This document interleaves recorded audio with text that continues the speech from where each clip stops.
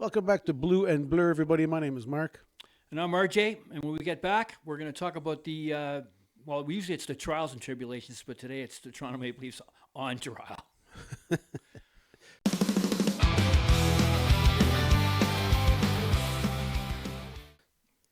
All right, so the last 4 games haven't been pretty from Toronto. I got 1 point. Haven't been pretty. 1 point out of the possible 8. Ugly. Now I got a question for you, Rick. Okay, I'm gonna wind you up and I'm gonna let you go. I'm gonna wind you up like a doll, like a toy, and I'm gonna let you run. So after a horrible post-Olympic start, when every point really matters more than ever, and you need at least 16, 17 wins to get even close to being into the playoffs, is it even worth doing anything drastic right now at the trade deadline? With the season, knowing that the season is pretty much lost, like I think it's like I said, I checked the stats was a 4% chance for the Leafs playing to making the playoffs. So is it even worth doing anything drastic now, because it technically will not impact your season whether you're making the playoffs or not? They have a 4% chance of making the playoffs. Well, right? I don't know what you're talking about. Drastic, like you were talking about, like getting Rob Thomas and Dougie Hamilton. No, I mean, like, are you cleaning? Are you draining the swamp? Are you trading everybody? Yeah, I'm trading everybody. If I was there, there would be Ubers going to the airport post haste.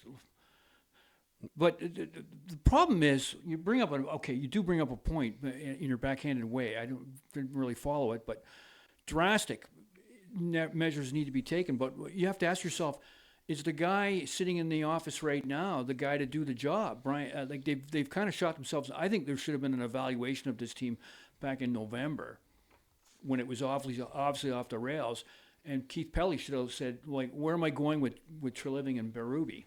Like, if I'm going to get rid of Treliving at the end of the year, why am I letting him push all the levers for the deadline?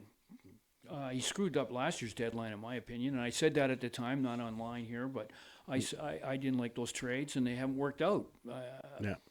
So now we're faced with a situation where we're 7 points out, and as I talked about last week, it's a tiebreaker situation. They lose tiebreaker, so they got to add one more point. So Boston's sitting at 71 points, and if they win, they've got 23 games left. If they win, I don't know, the math is going to throw everyone off here, but if they win, let's say they play slightly under a 500, win 11 games, or get 22 points with the overtime losses and all the other hooky stuff the NHL does. And they get to 90. So let's say 93 and the lower bar, 93, not 95 or 98 as it originally was supposed to be. The Leafs, to get to 94, I mean, they've got to win 17 games now out of their last 20. I mean, they're not going to do it. So the Leafs, I'm not going to call them a cross-off yet. We're going to do the cross-offs in our NHL video. But they are on life support. And they come out of the Olympic break, and they lose 4 games in a row. They were outshot on Saturday night on their home ice against Ottawa, 16-2 in the first period. That is just awful. Berube's got to be gone at the end of the year, I would have to think. HockeyStats.com has got the cutoff point at 96 projected points to get into the playoffs. It is 95 or 96. I agree with that. Yep. What I'm saying is, I'm for the Leafs. I'm having to go. Well, maybe these teams above them don't have very good. Don't play 500 hockey. That's what the Leafs need now. They're going to need the Bostons, the Washingtons, and the Columbuses to all play like 500 or less. Yep. So that's why I said, let's say it's 93. It's not going to be 93. It's probably going to be 94, 95, 96. Yeah. So the Leafs aren't going to make the playoffs. And what are we going to do? Well, I'm telling you, I've said it over and over and over. It's management malpractice if they don't get rid of the free agents. Scott Lawton, Bobby McMahon have got to go. And I don't know what you're going to get. Bobby McMahon, maybe you're not. He's going to be 30, and he's also going to. I don't know. Maybe he's not worth the first round. But Scott Lawton, I would be trading Ekman Larson. He's got another year on his contract, but he is playing really well, and he's won a cup in Florida. He's going to be a very useful piece for someone. I mean, Montreal. Yeah, he'd be a good guy for Montreal. I think Montreal's going to go a little cheaper and try to get a 7-8 guy to go with. Your big gooner there. You got. I can never say his name. The Wi-Fi password. What's his name? Oh, Jack Guy. Jack Guy. Yeah. But like Benoit could go to Montreal. He's got a French name, the whole bit. Benoit would look good as the number 8. I think Benoit probably trade him. I mean, what the Leafs got to look at right now. Okay, let's back up for a second. Got something else to talk about here. Keith Pelly sent out a letter last week, and I found the letter. I found the letter a little troubling because if you read between the lines. He first of all he emphasized early on in the letter. Well, we know we've had a lot of bad luck. We've had a lot of injuries. They've had injuries. Everybody's had injuries. Tampa Bay's lost Hedman and Point. Vasilevsky was out for a bit. The Leafs had Matthews hardly missed any games. Nylander missed a week and a half, playing a little hurt. Okay, and the big one is Tanev. Tanev injury probably worth. Tanev would have settled that defense down, and the Leafs probably would have won 3. Maybe would be battling right. I think the Leafs would be neck and neck with Boston right now if they had Chris Tanev in the lineup. Same thing with Mitch Marner. Mitch Marner doesn't make this team back up at looking at a 108-point season. This is a bad hockey team. There's a lot of holes on this team. But Keith Pelly, you read that letter. He's talking about, hey, we've had bad luck this year. You can almost say he's going to keep Treliving. He's going to keep Berube. He's going to just make some tweaks and go. The core is going to be there, and it's going to be a roll out the same thing with albeit a Chris Tanev that's even a year older and coming off a really bad injury year, and expect him to go back and play 25, 26 minutes for 82 games a year, and then try to get four rounds out of him. It's just madness. Right. It's madness. So Brian Hayes on TSN said a complete rebuild is due, not a retool. He says the Leafs have to think 5-7 years from now. Well, that was basically what I was saying. Like, why would you trade Larson? Because he's not going to be here for even Benoit. Benoit won't. They're not going to be here 2 years. You got to. I don't know about 5-7 years, but you got to think at least 3 years out right now. Yeah. And back to I'm going to be all over the map here, but. Back to Berube for a second. I like the guy. The guy won a cup in St. Louis. We'll more about that later on another video. But the guy, I see a lot wrong. I don't think he's got last year he coached okay. 108 points. One of their best seasons ever, if not their highest point total ever. So what went wrong this year? Well, a lot of things we just said. But he's not this team's obviously where's Cowan? He's got Cowan sitting in the press box for most games. He had him playing in the Philadelphia game. He only played 8 minutes.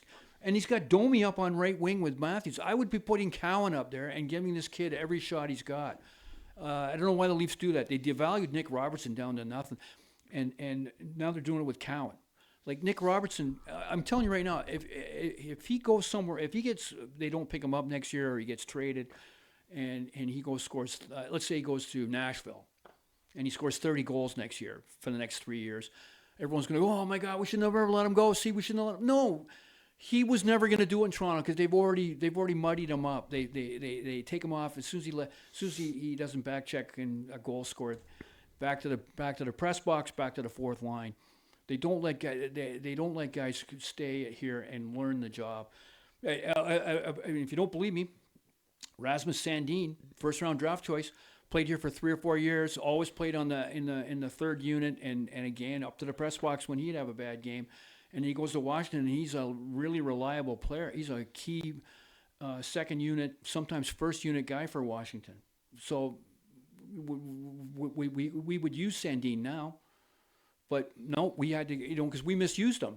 And we didn't get, we just, and we're going to do the same thing with Robertson. I don't know if he'll ever be a 30-goal guy. He does have problems. But Cowan is still doesn't even have the flower budded out yet. We don't know what we got with Cowan. I don't think, from what I've seen, he's going to end up being a 90-point player. But I think he can be an effective 60, 70, 75-point player. Maybe a point a game, but certainly a 60-point, 70-point player. So is he on your... he's not on your chopping block. No, of course not. No, they can't. They don't have anybody. Anybody who's under 24 or 23 years old, they better hold on to. Yeah, he's being misused, in my opinion, and Berube's at fault there. He's one of these coaches like the Babcocks and the Randy Carlyles that we had that wouldn't play the veteran, wouldn't play the rookies. So consequently, guys like Mason Marchment were misused. And there's another one shipped out. Look at Mason Marchment. Yeah. And, that's a cruising power forward left winger. boy, could we use him? Shipped out. And Babcock and Carlisle wouldn't play these rookies. What I would do, I would clean house. McMahon, Larson, Lawton out. I would put Cowan up on the first line. Domi, I don't know what you're going to do. We'd probably have to buy him out at some point. The reason he's playing with Matthews is you can't play him anywhere else, and that's why he's also not. First of all, he's not tradable because he's got a horrible contract. Second of all, he can't. No playoff team would ever use Domi on the first two lines, and he's a terrible third, fourth line player. He can't play. He can't do any. He can't do the stuff that required the work required on those kind of lines. So. Cowan should be having that spot, and Janarok can't trade him. I don't think. I mean, they get a 7th round draft pick for him just to get his contract out of here. But McMahon, Larson, and Lawton are players that teams need. Okay, so knowing that those 3 guys better be gone this Friday. Yeah, knowing that the Leafs don't have a first or second round draft pick, they don't have a first round this year. They don't have a first round next year. They don't have a first and second this year. No. Do you trade these guys for strictly draft picks? Yes, because you're looking to rebuild, right? Well, you're not going to trade them and get, you're not putting a package together of Rob Thomas with those 3 guys, or Kadri or some useful player. You're going to trade them for draft picks or maybe some college hotshot that hasn't been in the NHL yet. That's a sleeper pick that the Leafs scouted, that kind of thing. Right. You're going to get McMahon for a prospect and a draft pick, Lawton for a prospect and a draft pick, and look what Boston. And we'll get to that. We don't have a first round pick this year. But we are kind of in no man's land right now. We sit here, Boston's up here that we got to chase, but we also got Calgary down here in that 5th spot. The lottery pick is protected if it's 5 or lower. And they're 7-8 points above Calgary, so they might get to like 6th or 7th in at the bottom, 7th pick overall. And then with the lottery, the way they roll the dice, the Leafs would have a chance at getting in the top 3, 4, one of the 3, 4, 5, if the luck rolls for them. Right. So you're not trading. But no, let me finish on this. Okay. But here's the point: that awful trade with Boston last year. That's your division. You're competing with them for a playoff spot for ad infinitum, and you've traded them. You've given Boston a top 5 pick, or a top 7 or 8 pick, where the Leafs finish. They're going to get a pick underneath 10. You're one of your biggest rivals, and you gave them a second line, third line center. Fraser Mitten has proven himself. He's going to have a long NHL career. Just a terrible trade. And I didn't put Carlo on the list because I'm going to tell you right now, I'll be amazed if Carlo should be shipped out too. He's not going to be here for the rebuild. But does Treliving have the balls to trade a first round, a quality hockey player like Fraser Mitten, and a 4th round draft choice for Brandon Carlo? And he puts Brandon Carlo out there today, and he phones around to the top teams in the league, like the Dallases and the Tampas and the Carolinas. They're going to give a second round. If he got a second round for Carlo, I'd consider that general manager of the year type. I think he's going to get 3rd round. So he's not going to want to. He doesn't want that on his sheet. And but the Keith Petley letter really bothered me, to blame it on injuries. And he even had a line in there about the compression of the schedule. Like, the other 31 teams aren't facing these problems. Yeah. And he said something like, "We're doing everything we can for the betterment of the team." They're not, because they should have fired Berube in November. This thing was off the rails, clearly. And the team did this, and God love them.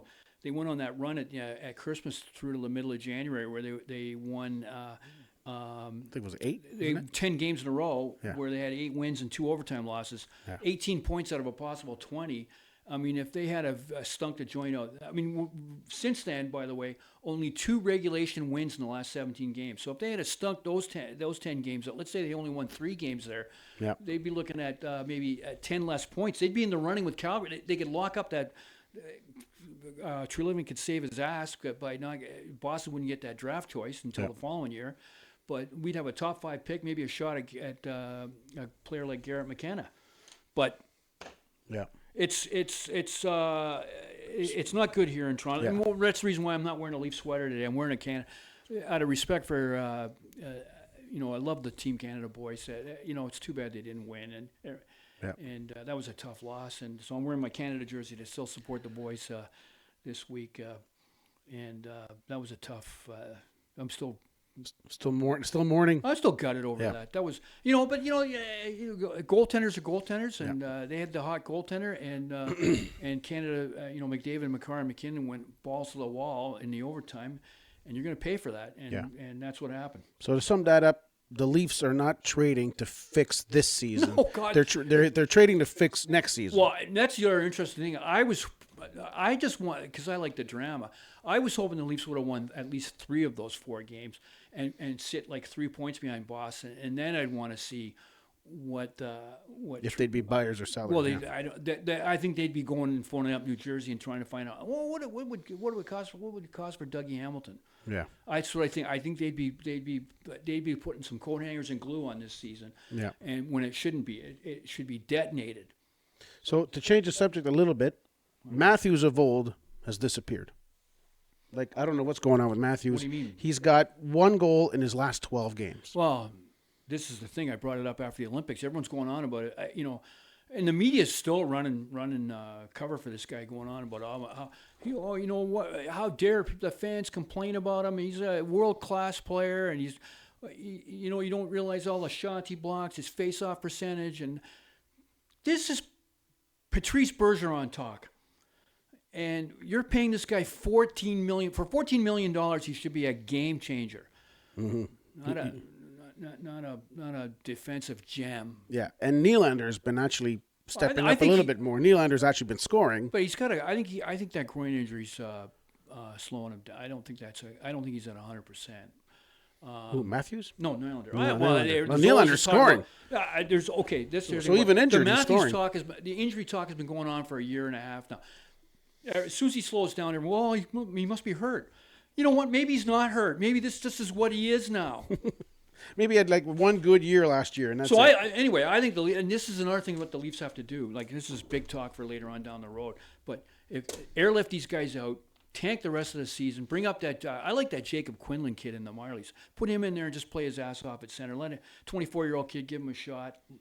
So San Jose doesn't pick him up next year and become their qualified third-line center. So find out what you got. Play your Marley. Bring up a couple of those other defensemen they got down there on the Marley. Find out what you got down there. And you're going to retool next year. And I don't know about rebuild, because a lot of the guys can't be traded. But you got to next year at some point you're going to have that conversation with Matthews, because he's got 2 years to go. Yeah, I know, but next year. Yeah, but you The can't. conversation's got to be next year. Yeah, You can't do what you did with Marner. yeah, yeah. You can't let it go into the following year and then Matthews go, well, I think I'll just wait till free agency. Yeah. No, you got to go. Are you going to negotiate with us in good faith? And if he says, well, I'd like to wait and see what comes, then you get on the phone right away. Yeah. And there's a lot of talk. What's his face? Darren Dreger brought up on that same Brian Hayes show about. I think it was on there. It might have been his own podcast, probably for a scoop like that. But he said that there's rumors of Ken Holland and the LA Kings going after Matthews. And I could see Matthews going to a West Coast team. He's a West Coast guy. Yeah, Well, well, it wouldn't be the Arizona first time Canadians or a Toronto player ends up in Los Angeles. I mean, it happens all the time. I just think that Matthews is I think this is what he is. We can stop talking about trips to Germany to see mysterious doctors and wrists and backs and this and that. I think this is what he is now. And which is good in a way. I mean, he's a 40-goal scorer. He'll be a 40-goal man. He'll be an 80-point guy, and he'll be. I don't know how he gets 40 points. I brought this up before. He doesn't get the assists. I mean, he doesn't even make his wingers look good. I know. The media goes on about it. He's great. He's great. He's the best player. And people the fans are and guys like me are a bunch of whiners and complainers. Did they boo him last game? They booed. No, he didn't Not get last booed. game. He got booed. Well, what happens in they did the Olympic presentation where they saluted Nylander for going for Sweden and Larson going for Sweden, and then they put up on the jumbotron, and then when they put Matthews' picture up, it was with him with the gold medal around his neck, and fans booed. But I really think they booed because Just because of the I'm U.S. still thing. wearing my Canada shirt. Yeah. I don't think that was a shot at Matthews. No.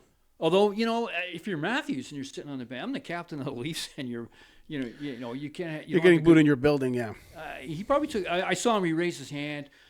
He probably took note of that, though. Like, and I'm not saying that's the reason he's going to leave Toronto and for free agent pastures, but he checkmarked it when he makes his list. Yes, no. And he writes down what are the cons. It might be number 34 on the con list. No doubt he's got 33. I mean, the media. I don't know. He's gonna go U.S. side his next. Well, a job. good riddance to him, actually, because Yeah. don't forget, he's going to be like 30 with a bit of an, if we're going to buy the story that, he can't get 60 anymore because he's hurt, he's got this nagging injury, and then and he's going to want, he's not taking a pay cut. What do we want to spend $15-16 million a year on this guy for to get to when we can go find another guy to play like Patrice Bergeron for $8 million? Right. No, I know that some people love Matthews, and it's true. Be careful what you wish for. We all hated Marner. We ran him out of town and said, "Yeah, he can't win. He can't do this. He can't do that," and we ran him out of town. Yeah. You want to cover the goalies before we wrap it up? What our goalies? Yeah, goalies. Well, I thought you were going to get back on your Dobish, your Montreal goalies. No, the thing about the goal, that's the other thing, and it might be wise to float the boat out there on Stollarts. The Leafs, Hildeby's played so well, you cannot hide him on, because prior to this year, they could just send him down without waivers. Next September, he'll be going through the waivers. I don't think Hildeby will get through waivers. So you'll lose him for nothing. So they do have to trade a goalie. So you think Stollar's out and keep Wall? I would keep Wall over Stollarts. Wall's got an injury resume, but Stollarts seems to be even more made of China class. So I would try to trade Stollarts. That might be an off-season move, but I would push him out the door only because. No, I'm not saying he's not a bad. He hasn't played well this year, and he might go back up into have a .920 save percentage somewhere next year, or whatever. But you got to you got to make a decision on. And for me, the safe bet would be, unless you get injured too much, we'll go with Hildeby and Wall. And I think Hildeby's still a stock. Hildeby might end up being the number one goalie here. He might end up being a 45, 50 game guy. He's only 24 years old. So they got to trade a goalie. I didn't put it on the list of things to do today. That might be an off-season move, but they do have to trade there's no rush on that. If come Friday at 3:00, if they've just done some kind of cosmetic move where they shipped out, say, Benoit to Montreal, as I mentioned, or some other they don't have an airlift going here, and McMahon and Lawton are just gonna, or the Leafs, because that's what Pelly's letter sounds to me like. We're gonna re-sign Lawton because we love him. And we're gonna give him. Bobby McMahon can score 20 goals a year, even though he's approaching 30. We're gonna give him $4 million a year. That's the old Leafs. That's what they do. It's pretty depressing. Yeah. You want to go over what's coming up for the Leafs before we sign off? Well, the Leafs got a back-to-back in New York. They go to New Jersey and New York. The Rangers on Wednesday and Thursday. Don't I sound so excited? People, get to your TVs, rush out. And then Saturday, they have Tampa Bay coming into town. A team that deals with injuries, knows how to deal with injuries, doesn't panic. If that's the reason we lost this, if that's the reason this is a lost season, injuries. I mean, Florida's not going to make the playoffs either. But no. But they lost Barkov. That's like us losing Matthews. They lost Tachuk for half a year. That's Nylander. So they played without Matthews and Nylander for half a year. Where do you think the Leafs would be without Matthews and Nylander? Anyway, so. Well, I don't know. There was a little stretch there where they were winning without them in the lineup, but who knows? Anyway, yeah. Morgan Riley's not going out the door, but there's got to be a conversation with him too. You got to get his no move moved, and in the offseason, they got to do something. If Keith Pelly says in the letter, we will do everything we can, then you got to do everything you can. You got to figure out what your strategy is with Matthews going forward. I think Nylander you just roll with. Riley you got to shove out the door. Matthews you got to figure out what the strategy is going to look like for him. And I got nothing against Nylander. Nylander's and you gotta trade everybody. You got to bring in young. You got to bring in a bunch of young guys, and you're probably going to have to eat next year. Yeah, to me, Nylander's performing as expected. Get a point a game, couple points a game. I talked about this from the time we started this thing. I said dark days are coming, not like the Babcock pain, because he knew they were going to get tanked to try and get Matthews in the draft. But that year that he came in his first year, it'll be pain. No, this is 2006-07 pain.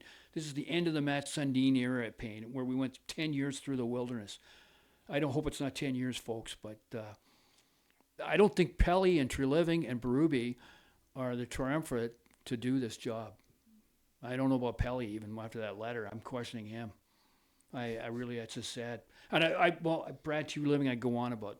He didn't do a good job in Calgary. I don't even know why they hired him. Anyway, on that note, You're done? I'm done. You feel better? I do feel better. I do. I feel that Philadelphia game last night was tough to watch. Oh, and the Ottawa game on Saturday night. Thankfully, I had people over, and we didn't just sit and watch the game. I didn't. If I was on my own, I had to watch that by myself. I don't know what I would have done, but I would have hoped that the razor blades weren't anywhere near me. It's that bad. Yeah. Anyways, tell us what you think in the comments down below. We love your comments. We love responding to them. Like and subscribe. Look for us in our next video, which we're going to talk about some more NHL news. And we'll be back in the studio on Friday. We're thinking about doing a live just before the... Live at 2 o'clock on Friday. o'clock. We're going to go live 2 to and 3, do the last hour of the trade deadline. Yeah. And so hopefully we're talking about, and it's... hopefully by then we're talking about some Leafs We're trades. talking about some Leaf trades. Yeah. Yeah. And possibly some Habs trades. But anyways, stay tuned, and we'll see you in the next video.